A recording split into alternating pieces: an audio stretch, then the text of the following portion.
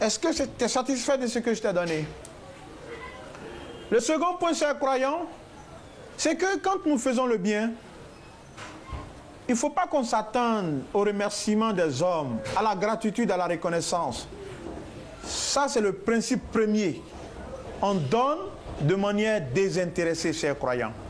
C'est très important. On est dans un monde de plus en plus ingrat. On est dans un monde où le bienfait est reconnu difficilement. Vous allez passer des années à faire du bien à quelqu'un.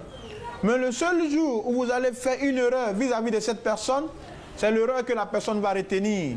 Et elle va oublier tout ce que vous avez fait en bien. Ça, c'est le propre de l'être humain. Et cela est un comportement satanique. Parce que c'est le défi que le Shaitan a lancé à Allah subhanahu wa ta'ala, le Créateur suprême. Il dit Rabbi, dans le chapitre 7, le chapitre Al-A'raf, il dit Rabbi bima aghwaytani la aq'udanna lahum siratakal mustaqim thumma la atiyannahum min bayni aydihim wa min khalfihim wa an aymanihim wa an shama'ilihim wa la tajidu aktharahum shakirin. C'est la partie que nous voulons, cette petite partie-là. Le Shaitan dit Allah, je tenterai les hommes par tous les moyens. Je viendrai à eux par devant, par derrière, par la gauche et par la droite. Et beaucoup parmi eux te seront irreconnaissants, te seront ingrats. Donc, cette ingratitude vis-à-vis d'Allah transparaît aussi dans le comportement des hommes vis-à-vis de leurs semblables. Donc, chers croyants, chères croyantes, si vous faites le bien, si vous intervenez de manière généreuse, mettez-vous déjà dans la tête que vous n'attendez rien de celui à qui vous apportez l'aide, de celui à qui vous venez en aide. C'est ce que des adorateurs pieux ont fait savoir dans le Coran encore, quand ils disent Innama nut'imukum liwajhillah la nuridu minkum jaza'an wala shukura. Nous vous nourrissons au nom d'Allah. Nous n'attendons pas de vous remerciements, nous n'attendons pas de vous récompenses. C'est ce qui doit animer le croyant dans son élan de générosité et de bienfaisance. Donc, le prophète sallallahu alayhi wa sallam, il donne à ce dernier, et ce dernier lui dit ouvertement et de manière vulgaire, je ne suis pas satisfait de ce que tu m'as donné. Est-ce que vous voyez? C'est à ce dont vous devez vous attendre. Vous faites ce que vous pouvez. C'est vrai comme on l'a dit. Vous voulez satisfaire. Vous-même vous êtes satisfait de ce que vous donnez. Mais il se peut que celui à qui vous donnez ne soit pas satisfait. Donc n'attendez pas qu'on vous dise merci. Si on vous récompense, si on vous dit merci, si on fait preuve de gratitude vis-à-vis de vous, alhamdulillah, il n'y a pas de problème. Mais attendez-vous toujours à ce qu'on soit ingrat vis-à-vis de vous. Parce que si vous attendez la gratitude et que cette gratitude ne vient pas, si vous attendez le remerciement, que le remerciement ne vient pas, alors vous allez arrêter votre comportement de l'altruisme. Vous allez arrêter d'être généreux. Vous allez arrêter de donner. Et si vous arrêtez de donner, vous tombez dans les jeux du Shaitan. Vous tombez dans le défi que le Shaitan a lancé à Allah subhanahu wa ta'ala. Vous devenez renégat. Vous participez à la difficulté dans la société. Parce que vous perdez confiance en tout le monde et vous n'êtes pas prêt à aider qui que ce soit. Parce que vous vous rappelez, vous avez aidé des milliers de personnes qui ne vous ont jamais été reconnaissantes. Chers croyants donc, ce bédouin fait preuve de reconnaissance et d'ingratitude. On aurait pu comprendre s'il disait « Ah, prophète, vraiment, bon, c'est bon, hein, mais ça ne me suffit pas. » On aurait pu comprendre cela. Mais il a été très vulgaire. Il a dit « Je ne suis pas satisfait et puis ce que tu m'as donné n'est rien, ça ne vaut rien. » Mais le prophète sallallahu alayhi wa sallam ne s'emporte pas. Et il dit « Ok, calme-toi. » Et il rentre chez lui. Il apporte du nouveau encore. Ça, c'est ce qui doit vous animer. Continuez de donner sans rien attendre des hommes. Mais Allah, qui est votre créateur, Allah sait ce que vous donnez. Allah sait ce que vous faites. Et Allah subhanahu wa ta'ala saura vous récompenser de la meilleure récompense que vous pouvez attendre. C'est-à-dire le paradis Firdaus. Face à Allah, que nous tous nous ayons accès à ce paradis, Inch'Allah. Chers croyants, chères croyantes, quand nous continuons plus loin, le prophète Mohammed sallallahu alayhi wa sallam, alors il fait tout pour satisfaire ce dernier-là. Quand les compagnons du prophète Mohammed sallallahu alayhi wa sallam ont voulu porter atteinte à l'intégrité physique de ce dernier parce qu'il a eu un comportement déplacé vis-à-vis du prophète sallam, le prophète leur a dit calmez-vous. Et ça c'est l'attitude du leader. C'est lui qui arrive à calmer ceux qui sont autour de lui. C'est lui qui arrive à faire comprendre aux hommes que ce que vous voyez n'est pas ce qui est réel. Mais ce qui est réel, c'est ce que moi je vais vous montrer. Et c'est ce qui a été l'attitude du prophète Mohammed sallallahu alayhi wa sallam. Vous voyez? Cela nous donne à réfléchir en tant que leader. Si vous êtes leader d'opinion, si vous êtes leader de communauté, si vous êtes un dirigeant de groupe, alors sachez que vous êtes celui qui doit être suivi, mais vous n'êtes pas le suiveur. Mais vous remarquerez que dans nos leaderships actuels, les leaders suivent ce que la masse veut, même quand ce n'est pas vrai. Les leaders veulent faire la satisfaction de la masse, même s'ils sont dans le faux. Alors que le vrai leader, c'est celui qui dit à la masse, c'est vrai, voici ce que vous voulez, mais voici ce qui est meilleur pour vous. Et c'est ce que nous déduisons de l'attitude du prophète Mohammed sallallahu alayhi wa sallam à travers cet acte. Mais encore, il continue et il vient donner au bédouin pour que le bédouin soit satisfait.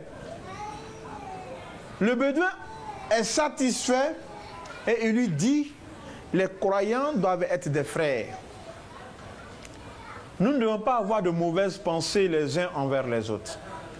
C'est pour cela que, comme ici, en aparté, je viens de te donner et tu viens de m'être reconnaissant et de me faire des invocations de doigts, alors je voudrais que tu signifies cela devant mes compagnons afin qu'ils sachent que tu t'es repenti, afin qu'ils sachent que tu es sorti de ton comportement d'ingratitude, de ton comportement de vulgarité vers moi. C'est ainsi que le prophète sallallahu alayhi wa sallam lui donne rendez-vous afin qu'il aille exprimer cette gratitude devant les compagnons, chers croyants. C'est très important de pouvoir dissiper les malentendus entre les frères, de pouvoir dissiper les actes équivoques, les paroles qui font que on n'arrive pas à accorder nos violons. Il est important de faire la paix entre les hommes. Il est important de faire la paix entre les mêmes hommes qui sont dans la même communauté, chers croyants. Et vous voyez là, le prophète sallallahu alayhi wa sallam là pouvait aller satisfaire ce monsieur et le laisser partir tranquillement. Mais il lui dit, comme tu m'as été reconnaissant, est-ce que c'est possible que tu le sois devant mes compagnons? C'est ainsi que, une seconde fois, le bédouin reviendra faire preuve de reconnaissance vis-à-vis du prophète sallallahu alayhi wa sallam devant les compagnons, afin que ceux-là sachent que, vraiment, l'homme à qui nous voulions apporter atteinte, alors a changé et a repris le bon chemin. Mais aussi, c'est une leçon pour le prophète Mohammed sallallahu alayhi wa sallam, inculqué à ses compagnons, pour qu'ils sachent que tout ne se répare pas par l'émotion, par la force. Mais ce qu'ils voulaient de l'homme a été sans passer par eux leur méthode. C'est-à-dire que le prophète sallallahu alayhi wa sallam a utilisé la méthode douce, chers croyants. C'est cela donc, la première anecdote, vous racontez. Mais encore, quand vous allez plus loin, le prophète sallallahu alayhi wa sallam, après que le bédouin soit parti définitivement, réunit ses compagnons et leur dit, est-ce que vous connaissez l'attitude de ce monsieur vis-à-vis de ma personne? Est-ce que vous savez à quoi est-ce que ça ressemble? Les compagnons disent non, prophète, nous ne savons pas à quoi est-ce que ça ressemble. Il dit, je vais vous donner l'exemple. Il dit, mon attitude vis-à-vis de cet homme est comme quelqu'un qui avait sa chamelle. La chamelle s'échappe et elle commence à courir dans le désert. Et là, les hommes commencent à poursuivre la chamelle. Mais la chamelle continue de s'échapper. Elle s'éloigne de plus en plus. Alors, ce dernier s'écrie et dit aux hommes, arrêtez-vous, arrêtez-vous, laissez-moi et ma chamelle. Calmez-vous et laissez-moi et ma chamelle. En ce moment-là, l'homme prend quelque chose, il propose à la chamelle, et lui dit, viens manger, et la chamelle vient tranquillement, elle vient et elle se met en position de soumission. L'homme met sa monture et monte sur sa chamelle et continue son chemin. Il dit, c'est cela, l'attitude que j'ai adopté avec ce monsieur. Vous étiez en train de l'éloigner de moi. Vous vouliez faire quelque chose qui allait encore le radicaliser. Mais moi, je vous ai montré que c'est mon disciple. C'est quelqu'un. Donc Allah subhanahu wa ta'ala m'a donné le savoir prendre. Donc j'ai su le prendre et je l'ai amené à la raison. Je l'ai amené à être un homme reconnaissant. Chers croyants, c'est de cela qu'il s'agit. Il s'agit de savoir donner. Il s'agit de ne rien attendre des hommes quand vous les donnez. Il s'agit aussi de tout faire pour satisfaire quand vous donnez. Parce qu'il ne s'agit pas de donner pour se débarrasser. Alors que c'est à cela que nous assistons. Si je n'ai pas donné, on dira que je n'ai pas donné. Mais comme j'ai donné, j'ai donné. Est-ce que c'est satisfaisant? On s'en fout. Et comme je vous l'ai dit, l'objectif, ce n'est pas de pouvoir satisfaire tout le monde, ou bien de satisfaire un individu avec tout ce qu'on a. Mais c'est d'être satisfait de ce que nous-mêmes donnons. Ça, c'est le critère fondamental. Quand vous donnez, est-ce que vous-même vous êtes satisfait de ce que vous donnez? Si vous êtes satisfait, c'est l'essentiel. Celui qui reçoit, s'il est satisfait, tant mieux. S'il n'est pas satisfait, vous êtes satisfait de ce que vous avez donné, chers croyants. Ça, c'est la première anecdote. La deuxième anecdote, rapidement, est ici, nous sommes dans une situation de bienfaisance. Mais comment réparer les erreurs des uns et des autres? C'est de cela qu'il s'agit. La seconde anecdote va concerner un autre bédouin qui va quitter au village et qui va venir uriner dans la mosquée. Ça, c'est une histoire répandue, ça y est, dans les recueils d'Hadith. Hein? Les oustas et les imams vous en parlent.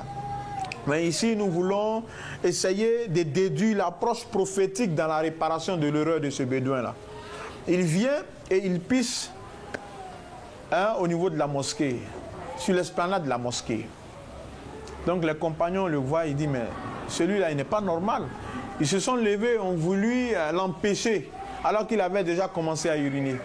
Donc le prophète Mohammed sallallahu alayhi wa sallam leur dit, calmez-vous, laissez-le se mettre à l'aise. Quand il va finir de se mettre à l'aise, on va pouvoir dire ce qu'on veut lui dire. Donc l'homme s'est mis à l'aise totalement, et quand il a fini, le prophète sallallahu alayhi wa sallam l'a appelé et lui a dit, vois-tu mon frère, ces lieux sont des lieux de culte, ce sont des lieux d'adoration. Ces lieux sont destinés à la prosternation, à la génuflexion, à la lecture du Coran, à l'adoration en tout. Mais ces lieux ne sont pas destinés à faire des besoins. Donc désormais, quand tu découvres un lieu comme cela, alors il faut éviter d'y faire tes besoins. Donc l'homme, dans un élan de satisfaction, demande à Allah subhanahu wa ta'ala de lui pardonner, de pardonner au prophète Mohammed sallallahu alayhi wa sallam et de ne pardonner à personne à part les deux. Donc le prophète sallallahu alayhi wa sallam, oh frère, tu as restreint quelque chose de très vaste.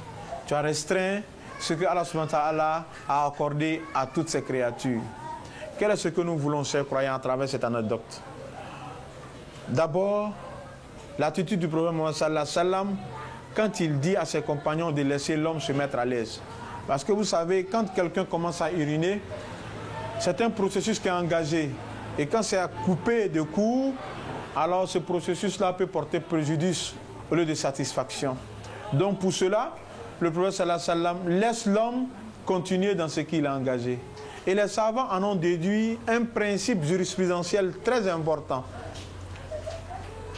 C'est ce qu'ils appellent qa'idatu irtikab akhafu ad-dararayn. C'est-à-dire essayer de commettre le moins de mal. C'est-à-dire que quand il y a deux problèmes, il y a deux situations qui sont des situations qui ne sont pas des situations réglementaires. Ce sont des situations qui ne sont pas des situations encourageantes.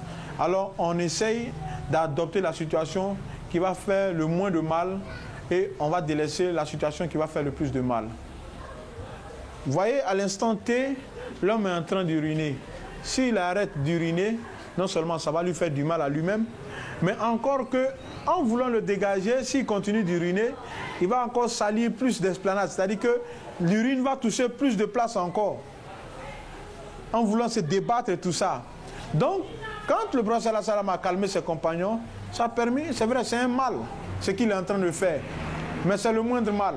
Parce que le plus grand mal serait de l'arrêter, de l'interrompre, pour lui créer lui-même des problèmes, ou bien de laisser répandre l'urine partout dans la mosquée. Ça, c'était le plus grand mal. Donc, ce moindre mal-là a été adopté par le prophète Mohammed sallallahu alayhi wa sallam. Et ensuite, dans son approche de correction, il explique à l'homme maintenant. Parce qu'il ne savait pas. Et quand les hommes ne savent pas, il ne faut pas les tenir rigueur.